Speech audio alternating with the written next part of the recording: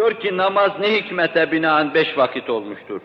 Buna benzer bazı sorular sorulduğu zaman bu hususa dikkatinizi çekmiştim. Bazı şeyler söylenmekle beraber ben desem ki bu mesele işte 5 vakit namaz şundan dolayı şöyledir, sizin aklınıza başka şey gelir. Dersiniz ki efendim 4'te olabilirdi, 6'da olabilirdi. Mesela ben desem ki İslam'ın 5 esası vardır esasen. Bu 5 esasla bunun arasında bir tevafuk olsun diyedir. Siz dersiniz ki imanın da 6 rüknü var. Onunla niye bir tevafuk gözetilmemiş? Ben desem ki 4 tane büyük kitap vardır. Bir de 100 tane suhuf vardır. Kitap keyfiyetiyle esasen demek ki 5 bölümde, 5 kategoride ele alacağımız eczaya sahip. Bununla 5 olur. Namazda 5 olmuştur. Siz dersiniz ki efendim suhuflar 100 taneydi, namaz esasen 104 tane olması daha uygundu. 104 rekat daha muvafıktı. Bununla beraber muhakkak ki bazı hikmetleri var. Mekni hikmeti, bazı hikmeti. Resul-i Ekrem aleyhissalatu vesselam işte Miraç'la teşerrüf ettiği devrede. Vaka semaların etekleri cevherlerle dolmuştu. Melekler o gece ona teşrifatçılık yapmıştı. Cennet bütün huri ve kilmanlarıyla aleyhissalatu vesselamın didarını intizar ediyorlardı. Herkesin, her şeyin dil, dudak, göz, kulak kesildiği, onu seyret aldığı Hz. Muhammed aleyhissalatu vesselam, Miraç'tan müşahadesi olarak iman hakikatlarıyla ve bir de namazla döndü. O güne kadar Efendimiz namaz kılıyorlardı.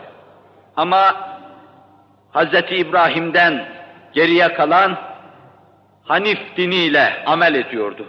Ve Cenab-ı Hakk'ın kendisine ibadet et demesiyle şöyle veya böyle yüzünü yere koyuyordu. 1 rekat, 2 rekat, 3 rekat bazı vakitlerde namaz kılıyordu. Bizim günde 5 defa kıldığımız bu namaz, Miraç'tan sonra bu şekli, bu hüviyeti iktisap etmiştir. Beni İsrail 50 vakit namaz kılıyordu. Belki birer rekat kılıyorlardı ama 50 defa huzuru kibriyaya geliyorlardı her gün. Resul-i Ekrem aleyhissalatu vesselam Miraç'la serfiraz olunca Cenab-ı Hak aynı mükellefiyeti ona da yükledi. Hz. Musa'ya döndü.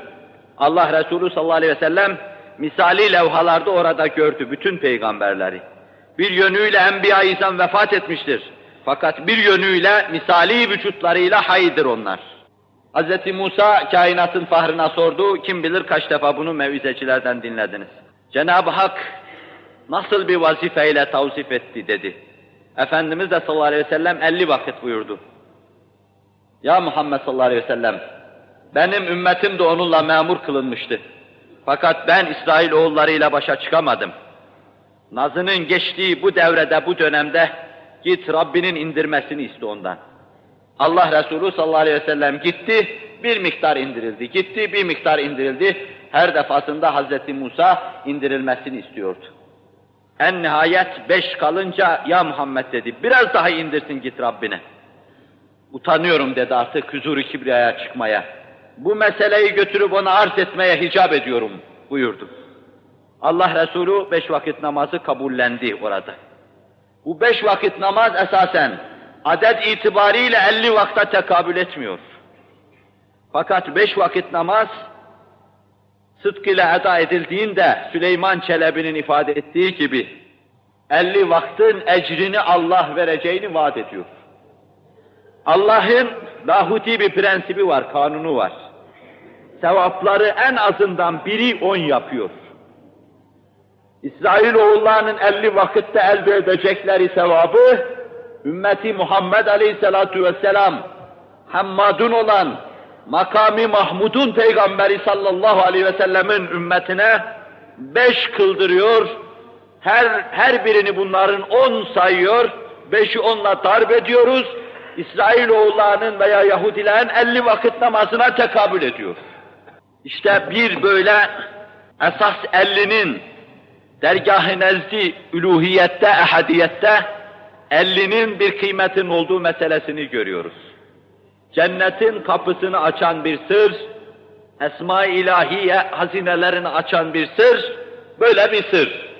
Fakat bu 50'nin altından ümmeti Muhammed'in kalkamaması bahis mevzu olunca Allah Celle Celaluhu lütfen ve keremen bize 5 kıldırdı ama 50'nin ecrini verdi.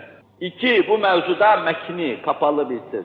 Cenab-ı Hakk'ın kulları, bütün kulları, hususiyle bizleri mükellef kıldığı bu kullukların kemmiyeti içinde dahi ilmiyle idare buyurduğu, gözettiği bir kısım hikmetler vardır. Tıpkı bunlar 30 gün Ramazan-ı Şerif, işte 3 gün veya 4 gün, 5 gün haçtaki durum, yani Yevm-i Terviye günü, Arefe günü ve ondan sonra 3 gün, böyle 5 gün. Bunlar esasen bir kısım esrarın anahtarlarıdır. İnsan şifreli kilitlerde belli rakamlara getirdiği zaman, ruhi hayatına, kalbi hayatına feyzi akdesten bir kısım nurların ve sırların geldiğini hisseder. Belki herkes için bahis mevzu değildir. Fakat sıdkıyla bu 5 vakti eda eden bir insan, az çok kalbine gelen bu şeyleri hissetmeye başlar. Binaenaleyh, biz oruçta bunu düşünüyoruz, haçta bunu düşünüyoruz, namazda bunu düşünüyoruz, namazın vakitlerinde ve rekatlarında bunu düşünüyoruz.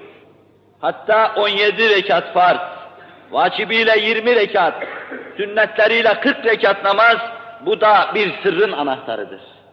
Lahuti aleme dair bir sır ancak bunları eda etmekle çözülür. Ve gerçekten bu sırrın çözülmesinin insanın ruhi ve kalbi hayatına ne kazandırdığı meselesine gelince, o da bu işin, bu meselenin işe yaradığı günde zuhur eder. Anladınız mı bu son noktayı? Yunus, Tapduk Emre'den ayrılıp gittiği zaman, bu dinlendirici mahiyette olacak. Öyle derler bütün Yunus'un hayatını yazanlar. Bir kısım arkadaşlarla beraber yola çıkmış, seyahat ediyorlar. Derler ki öğlen vakti olduğunda arkadaşlardan bir tanesi ellerini kaldırdı, dua etti, Cenab-ı Hak onlara bir sofra ihsan buyurdu. Akşam da öbürü yaptı, ertesi gün 3. şahıs olan Yunus'a sıra geldi sabah. Dediler arkadaş sıra sende, şimdi sen dua edeceksin. O ne dediler, niçin dua ettiler bilmiyordu onu. Ellerini kaldırdı şöyle dedi. Allah'ım, bunlar kimin yüzü suyu hürmetine dua ettilerse, ben de onu vesile vasıta yaparak dergâh-ı nezd-i uluhiyetine onun gölgesinde sığınıyorum dedi. Allah ona da ihsan etti. Nasıl etti? Etti yani, bir vesileyle etti ihsan. Sonra sordular, dediler arkadaş sen kimi vesile yaparak sığındığında dua ettin? Vallahi dedi ben kimseyi bilmem. Siz kimi yaptınızsa ben onu vesile yaptım. Dediler ki Tapduk'un meşhur bir müridi varmış, adı Yunus. Biz onu vesile yaparak onun zillinde bu seyrimizi yaptık, dua ettik Allah'a. Kendi farkına varmadan nereye gittiğini gören Yunus, Tapduk'un kapısına geldi bilirsiniz. Hanımefendiye, kadın efendiye sordu, başını eşiğe koy, geçerken bizim Yunus derse kabul buyurmuş, unutmamış demektir. Kalkar elin ayağına yapışırsın. Ve öyle yaptı, hüsnü kabul gördü. Asıl mesele şudur. Tapduk ona şöyle dedi, ben istiyordum ki sen kapalı bir sandık olarak ahirete gidesin. Nasıl cevahiri havisin onu bilmeyesin, asıl mesele de odur. Ve beyin yapıcı bu meseleyi anlatırken, Allah'ın en büyük ihsanı, ihsanını hissettirmemesidir buyurur. İşte ubudiyetin ruhundaki esrar, ubudiyeti eda ettiğiniz zaman şifreyi çözmüş olacaksınız. Kabre girdiğiniz zaman sandık açılacak.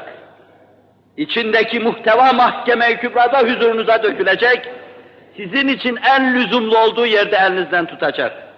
5 vakit namazın temessülatını göreceksiniz orada. Merdiven merdiven zat-ı üluhiyete doğru sizi yükselttiğini müşahede edeceksiniz.